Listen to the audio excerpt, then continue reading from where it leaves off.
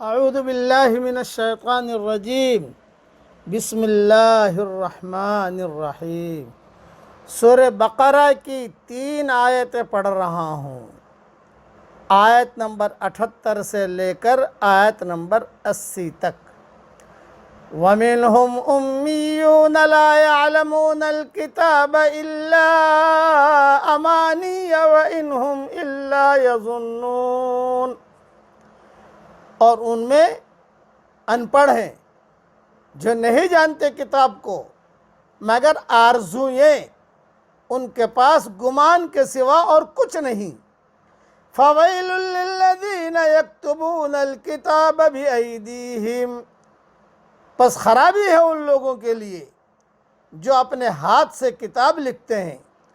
ثُمَّ يَقُولُونَ هَذَا مِنْ عِنْدِ اللَّهِ لِيَشْتَرُوا بِهِ ثَمَنًا قَلِيلًا، پھر کہتے ہیں کہ یہ اللہ کی جانب سے ہے تاکہ اس کے ذریعے تھوڑی سی پونجی حاصل کر لیں۔ فَوَيْلٌ لَّهُم مِّمَّا كَتَبَتْ أَيْدِيهِمْ وَوَيْلٌ لَّهُم مِّمَّا يَكْسِبُونَ، پس خرابی ہے اس چیز کی بدولت جو ان کے ہاتھوں نے لکھی، اور ان کے لیے خرابی ہے اپنی اس کمائی سے۔ وَقَالُوا لَن تَمَسَّنَا النَّارُ إِلَّا أَيَّامًا مَّعْدُودَةً، اور وہ کہتے ہیں کہ ہم کو دوزخ کی آگ نہیں چھوئے گی مگر گنتی کے چند دن۔ قُلْ اتَّخَذْتُمْ عِندَ اللَّهِ عَهْدًا فَلَن يُخْلِفَ اللَّهُ عَهْدَهُ أَمْ تَقُولُونَ عَلَى اللَّهِ فَلَن يُخْلِفَ اللَّهُ عَهْدَهُ أَمْ تَقُولُونَ عَلَى اللَّهِ مَا لَا تَعْلَمُونَ، کہہ دیجئے کیا تم نے اللہ کے پاس سے کوئی عہد لے لیا ہے کہ اللہ اپنے عہد کے خلاف نہیں کرے گا، یا اللہ کے اوپر ایسی بات کہتے ہو جو تم نہیں جانتے؟ اس کی زیادہ تشریح تو ریاض التفسیر میں انشاءاللہ دیکھ لینا۔ یہ جو آج کل نئے نئے علماء یا نئے نئے پیر جن کی زندگی میں دین نہیں ہوتا، اسی طریقے سے یہودیوں میں بھی ایسے ہی ہوتے تھے کہ جن کی زندگی میں دین نہیں ہوتا تھا، ان کے بارے میں اللہ تعالیٰ نے یہ باتیں کہی ہیں۔ ان کے ان پڑھ لوگ وہ کتاب تورات سے تو بے خبر ہیں، لیکن وہ آرزوئیں ضرور رکھتے ہیں اور گمانوں پر ان کا گزارا ہے جس میں انہیں ان کے علماء نے مبتلا کیا ہوا ہے۔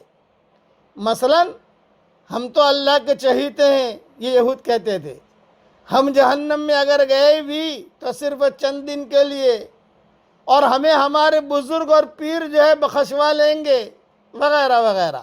جیسے آج کے جاہل مسلمانوں کو بھی بے دین علماء اور بے دین مشائخ نے ایسے ہی حسین جالو اور پرفریب وعدوں میں پھنسا رکھا ہے۔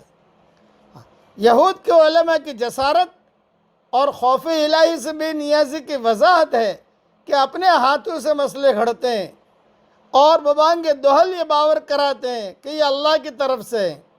حدیث کی روح سے ویل، جہنم میں ایک وادی بھی ہے جس کی گہرائی اتنی ہے کہ ایک بے ایمان کو اس کی تہ تک گرنے میں 40 سال لگیں گے۔ مسند احمد میں یہ روایت ہے، ترمذی میں بھی ہے، ابن حبان میں بھی ہے، اور امام حاکم نے بھی لکھی بفتح اور فتح القدیر میں بھی ہے۔ آیت کا مصداق صرف وہی بے دین لوگ ہیں جو دنیا کمانے کے لیے کلام الہی میں تعریف کرتے اور لوگوں کو مذہب کے نام پر دھوکہ دیتے ہیں۔ یہود کہتے تھے کہ دنیا کی کل عمر 7000 سال ہے اور ہم 1000 سال کے بدلے 1 دن جہنم میں رہیں گے، اس حساب سے صرف 7 دن جہنم میں رہیں گے۔ کچھ کہتے تھے کہ ہم نے 40 دن بچھڑے کی عبادت کی تھی، 40 دن جہنم میں رہیں گے۔ اللہ تعالیٰ نے فرمایا کہ کیا تم نے اللہ سے عہد لیا ہے؟ یہ بھی استفہام انکاری ہے، یعنی یہ غلط کہتے ہیں کہ اللہ کے ساتھ اس قسم کا کوئی عہد و پیمان نہیں ہے۔ بڑی اہم باتیں ہیں یہ، اس لیے بے دین علماء، بے دین مشائخ یہ امت کو گمراہ نہ کریں۔ آرزو امانی سے مراد وہ جھوٹے قصے کہانیاں ہے جو یہود نے اپنے دین کے بارے میں گھڑ رکھی تھی اور جو اپنے ظاہری فریب کی وجہ سے عوام میں خوب پھیل گئی تھی۔ غلط باتیں عوام میں بہت چلتی ہیں۔ ان قصے کہانیوں کا خلاصہ یہ تھا کہ جہنم کی آگ یہود کے لیے نہیں ہے، بس یہ ان کا خلاصہ تھا کہ جہنم کی آگ یہود کے لیے نہیں ہے۔ ان میں اپنے بزرگوں سے منسوب کر کے ایسی باتیں ملائی گئی تھی جن سے ثابت ہو کہ بنی اسرائیل اللہ کے خاص بندے ہیں۔ سستی نجات کے یہ مقدس نسخے عوام کے لیے بہت کشش رکھتے تھے، کیونکہ اس میں ان کو اپنی اس خوش خیالی کی تصدیق مل رہی تھی۔ ان کو اپنی غیر ذمہ دارانہ زندگی پر روک لگانے کی ضرورت وہ محسوس نہیں کر رہے تھے۔ اسی طریقے پر کتابوں میں لکھا ہے، یہ ریاض التفسیر میں دیکھ لینا، یہی ہر دور میں حامل کتاب قوموں کا مرض رہا ہے۔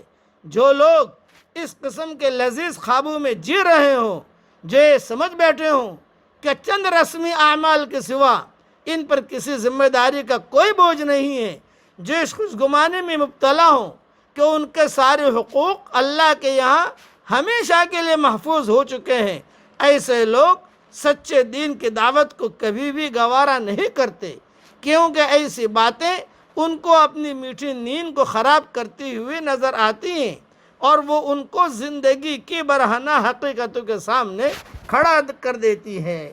اس لیے علماء سو سے بچیے اور برے مشائخ سے بچیے، اچھے مشائخ کو پکڑیے اور اچھے علماء سے دوستی کیجیے۔ اللہ تعالی ہم سب کی رہبری فرمائے اور ہمارا محافظ بن جائے۔ آمین۔ وآخر دعوانا ان الحمد للہ رب العالمین۔